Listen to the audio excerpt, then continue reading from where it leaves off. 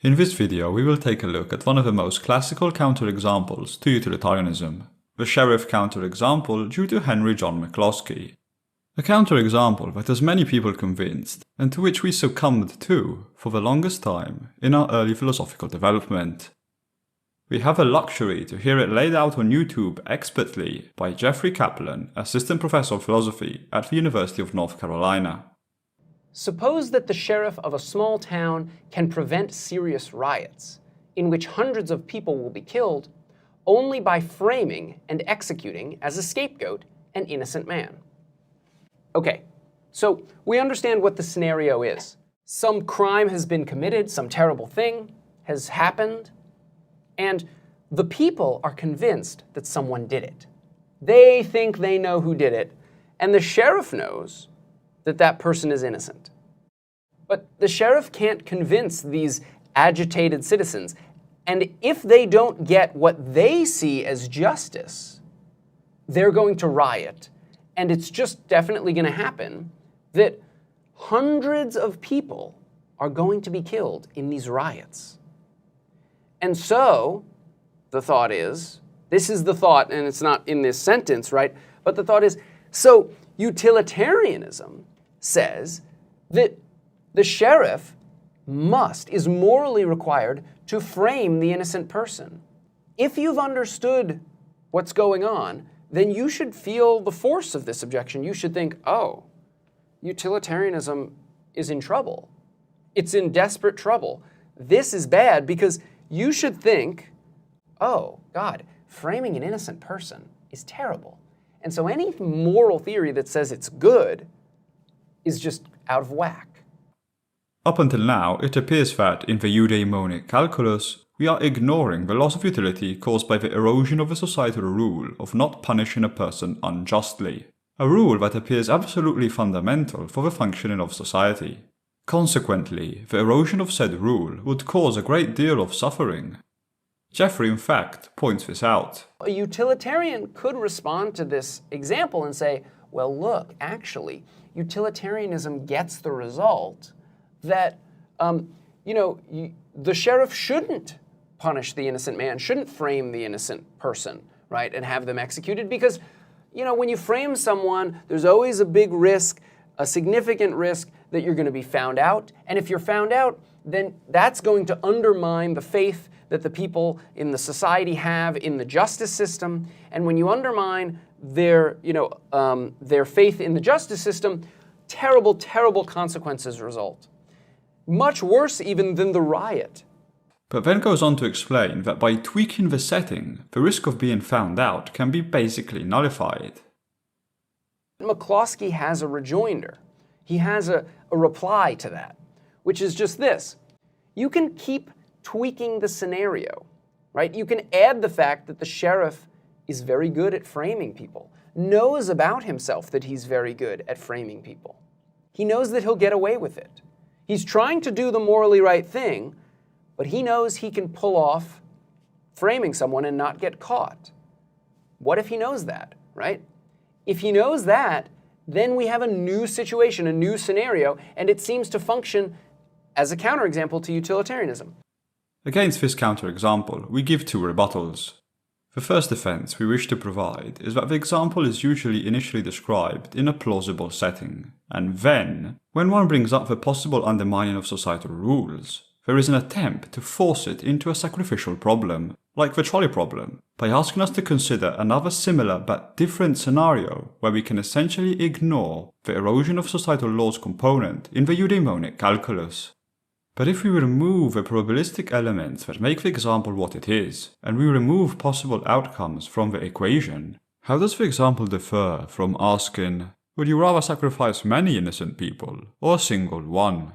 When one innocently reduces the probability of rule erosion, he is actually eliminating causal relationships that could occur in an ordinary setting. In the sheriff counterexample, the act of framing is reduced to that of pressing a button or pulling a lever.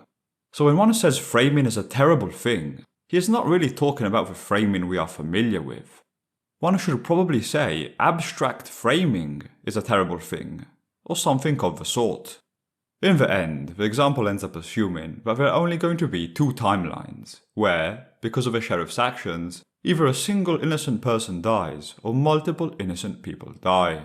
The question is just verbally camouflaged in a way that confuses our moral intuitions. Of course, the utilitarian theory is going to tell you that if you have no other choice, it would be better to choose to sacrifice one person over many. We will see that this forcing of the sacrificial theme, while disregarding societal rules, is a common technique that many counterexamples to utilitarianism use. The other rebuttal we give concerns the realism of the counterexample. First, even if a sheriff knows he is good at framing people, can he ever realistically have access to the actual probabilities he has of getting away with it? As we have explored in our first rebuttal, from our viewpoint as humans, our universe is extremely chaotic. What if somebody else knows what happened? What if the actual culprit turns himself in? How does the sheriff, when deciding to frame the person, know the probabilities of these happenings a priori? It does not seem plausible in the bounds of the functioning of our universe. Secondly, and more blatantly, the example assumes that it is certain that there will be riots that lead to a number of deaths in the future, and the sheriff has exact knowledge of these future happenings. The sheriff is considered as an independent observer that has practically omniscient knowledge of the outcomes of the scenario. This is not the reality that we inhabit as humans. For this reason, the counterexample is disqualified on the grounds that it cannot occur under the laws of our universe, since in this channel we won't accept impossible counterexamples as defeaters of a moral theory. For some, this is a mistake. Coincidentally, Jeffrey Kaplan has another video on his channel where he explains counterexamples. In the video he remarks that impossible counterexamples can disprove philosophical claims. Fictional, fantastic, impossible counterexamples can, in some cases, at least when we're dealing with a conceptual claim, they can still work. While we believe this to be true for some branches of philosophy, in this channel we don't extend this reasoning to moral theories. Consider for instance a deontologist that follows a moral theory that says one ought to always feed a person who is starving, if he can afford to.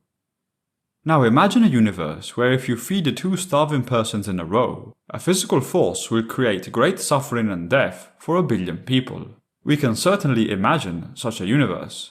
Would it amount to a counterexample to the moral theory of a deontologist? Here we claim no.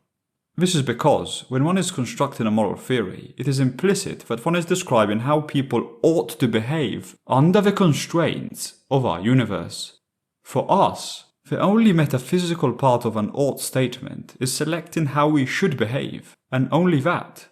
So, in this channel, we believe that when we give an ought statement in a moral theory, we express how a person ought to behave, considering all the real physical elements that characterize our predicament as human beings. Thus, it does not make sense to accept impossible counterexamples, and we cannot accept the sheriff one. After having given this double defense, there is a last interesting phenomenon to discuss. Although one might agree with the 2 rebuttals provided, his moral intuitions regarding the example could still be quite confused. In particular, when having an example described in a realistic setting, but is subsequently modified to a different and unrealistic one, one's moral intuitions may remain tied to the original, less abstract and therefore more comprehensible scenario. This would be a case of unconscious realism, our hypothesized tendency, when given an abstract example, to make it unconsciously somewhat realistic when considering it. It's just a hypothesis, but there is some evidence supporting it, and it's possible we are subject to this bias. It wouldn't be the first. To be clear, this is not a third rebuttal to the sheriff's counterexample. Simply a possible descriptive fact regarding our thought process when considering idealized examples. This possible bias in our moral intuitions towards realism could serve to explain why the sheriff counterexample is so popular, since one would consider the morality of the action of framing a person in a realistic setting, where the utilitarian theory in general agrees it would not be the right thing to do. And that will be all for this video. We are still very far away from completing the entire defense of utilitarianism journey we have planned, so expect more to come.